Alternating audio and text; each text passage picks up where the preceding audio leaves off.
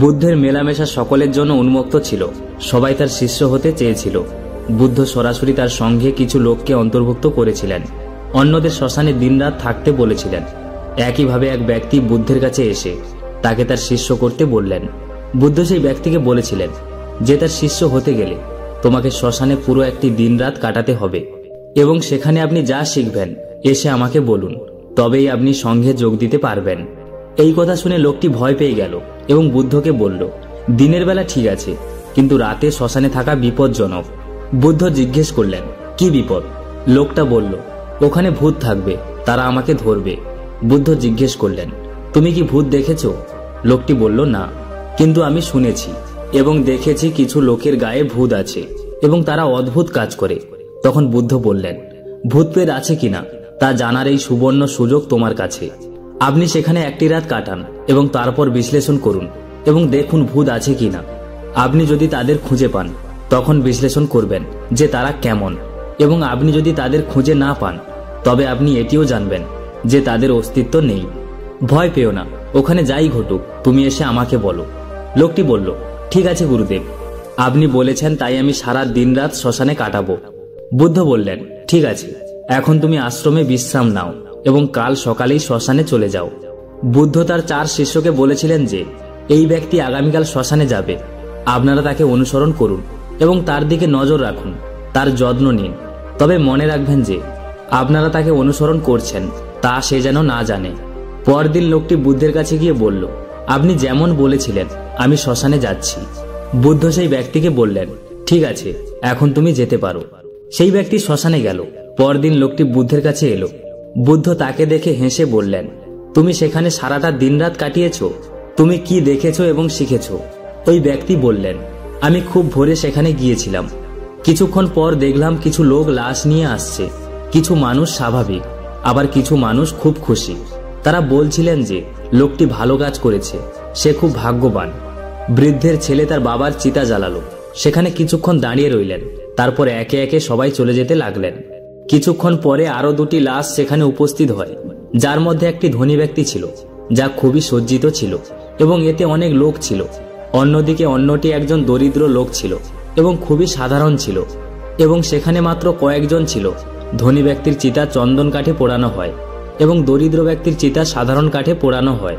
প্রথমে ধনী ব্যক্তির চিতা পুড়িয়ে দেওয়া হয় কারণ সে ধনী ছিল, এবং পরে দরিদ্রের। কিছুক্ষণ পর উভয় ব্যক্তির চিতা পুড়িয়ে ফেলা হয়। পরে সবাই সেখান থেকে চলে যায়, কিন্তু আমি সেখানে দাঁড়িয়ে তার দিকে তাকিয়ে রইলাম। শেষ পর্যন্ত যা ছিল তাও একই ছিল, তার মধ্যে আলাদা কিছু ছিল না। হে বুদ্ধ, এরপর সেখানে এক মহিলার লাশ এলো। সেই মহিলার স্বামী খুবই দুঃখিত এবং সেখানে যারা এসেছিল তারাও খুব দুঃখিত। তারা সবাই তার স্বামীকে সান্ত্বনা দিচ্ছিল। হে বুদ্ধ, আমি দেখলাম যে অনেক লোক খুব জ্ঞানী এবং জ্ঞানের কথা বলছে। সেই মহান পণ্ডিতরা বলছিলেন যে এখানে একদিন সবাইকে আসতে হবে। আমাদের জ্ঞান এবং দান নিয়ে জীবনযাপন করা উচিত। আমাদের কখনোই কাউকে আঘাত করা উচিত নয়। সর্বদা অর্থের পিছনে ছুটলে কিছুই অর্জন করা যায় না। শেষ পর্যন্ত আমাদের সবাইকে একদিন শ্মশানে যেতে হবে। এরপর সেখানে কেউ না আসায় আমি সারা রাত সেখানে থেকে পরদিন সকালে আপনার কাছে এলাম। বুদ্ধ জিজ্ঞাসা করলেন, আপনি কি সেখানে কোনো ভূত দেখেছেন? লোকটি বলল, না, আমি সেখানে কোনো ভূত দেখিনি।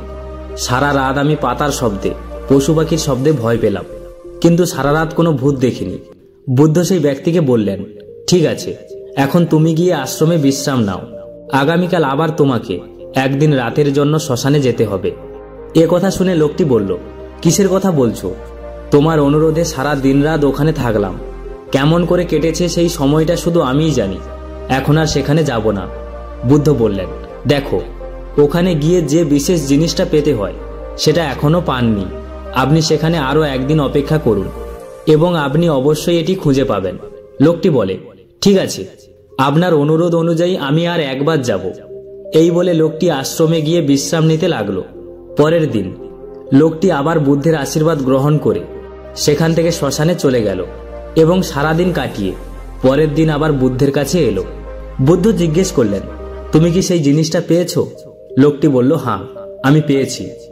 বুদ্ধ তখন জিজ্ঞেস করলেন, সেখানে কি পেলেন বলুন। লোকটি বলল, আমি দেখলাম সন্ধ্যাবেলা কিছু লোক আমাকে একটি বাঁশের দোলাই করে নিয়ে আসছে। প্রায় 15-20 জন আমার পিছনে হেঁটে যাচ্ছিল। এবং আমাকে তাদের চার কাঁধে নিয়ে যাচ্ছিল। আমার বাবা এগিয়ে যাচ্ছেন, কিছু লোক আমার দিকে ফুল নিক্ষেপ করছে এবং আমার কিছু আত্মীয় আমার পিছনে হাঁটছে। তারা খুব দুঃখিত। আমার বাবা ও ভাই খুব দুঃখিত। তাদের কেউ কেউ দুঃখের ভান করছে, তাই কিছু লোক আমার বাবাকে সান্ত্বনা দিচ্ছে। দূরে দাঁড়িয়ে আমার ভাই খুব দুঃখিত।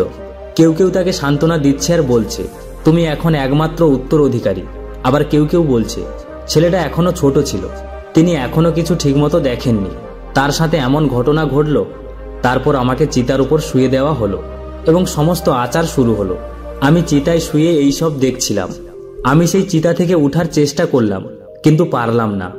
আমি শ্বাস নিতে চেয়েছিলাম, কিন্তু পারিনি, কারণ আমার ভিতরে কোনো শ্বাস নেই। বাবাকে জড়িয়ে ধরতে চেয়েছিলাম, কিন্তু উঠতে পারলাম না।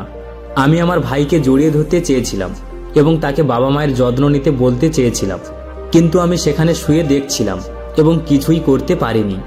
এরপর আমার চিতার ওপর কাঠ সাজানো হচ্ছিল, আমার মুখেও ঢেকে দেওয়া হয়েছিল। এখন সেই চাদরের বাইরে কিছু দেখতে পাচ্ছিলাম না। তারপর দেখলাম আমি পুড়ে যাচ্ছিলাম। আমার হাত পা জ্বলতে শুরু করেছে, আমার হাড় চামড়া সব জ্বলতে লাগলো।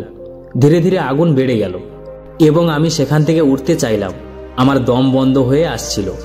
আমি শ্বাস নিতে চেয়েছিলাম, কিন্তু আমি কিছুই করতে পারছিলাম না। আমি সেই আগুনে একেবারে হারিয়ে গিয়েছিলাম। সারা রাত এভাবে নিজেকে জ্বলতে দেখেছি। দেখলাম শেষ পর্যন্ত শুধু আমার ছাই আমার কাছে রয়ে গেল। সেই সারা রাত আমি ভয় পেলাম না। সারা রাত কোথায় হারিয়ে গেলাম জানি না। আর সকাল হওয়ার সাথে সাথে আমি তোমার কাছে এসেছি বুদ্ধ। বুদ্ধ হেসে বললেন, তুমি এখন সংঘে যোগ দিতে পারো এবং প্রকৃতপক্ষে ধ্যান এবং জ্ঞানের জন্য ধ্যানের বৃষ্টি ভিতরে থাকা দরকার। সেই বৃষ্টি আপনি গত রাতে সেখানে পেয়েছিলেন এবং আপনি বুঝতে পেরেছিলেন যে বাইরের সবকিছুই অস্থায়ী। এই পৃথিবীতে শ্মশানে যাওয়ার পর সবাই বুঝতে পারে যে তাদের সবাইকে সেখানে যেতে হবে, কিন্তু সেখান থেকে বেরিয়ে আসার সাথে সাথে তারা সবকিছু ভুলে যায় এবং তারপরে তারা একইভাবে তাদের জীবনযাপন করে, একই কাজ করে, একই অন্যায় কাজ করে, একই লোভ থাকে এবং একই নিষ্ঠুরতা দেখায় এবং শ্মশানে যাওয়ার সাথে সাথে সবাই ধার্মিক হয়ে যায়। আপনি যখন প্রথমবার শ্মশানে গিয়েছিলেন তখন আপনিও সেই জ্ঞানী লোকেদের মতো ছিলেন যারা সেখানে আসেন। আর যেই তুমি আবার সেখানে গিয়ে আজ ফিরে এসেছো, তোমার মধ্যেও জ্ঞানের বীজ জেগেছে। মৃত্যুকে না জানলে আমরা জীবনকে বুঝতে পারি না। শুধুমাত্র অসুস্থ ব্যক্তি স্বাস্থ্যের গুরুত্ব বুঝতে পারে। কাল রাতে আপনি যে ধ্যানের বীজ পেয়েছিলেন, এখন সেটাকে আপনার লক্ষ্যে পরিণত করতে হবে এবং আপনার মধ্যে এমন একটি বিশাল লক্ষ্য উদয় হবে যা সবাইকে ধ্যানের ছায়ায় পূর্ণ করবে। আজকের এই পর্যন্ত বন্ধুরা, গল্পটা যদি আপনাদের ভালো লেগে থাকে তাহলে চ্যানেলটি অবশ্যই সাবস্ক্রাইব করবেন। ভিডিওটি সম্পূর্ণ দেখার জন্য ধন্যবাদ।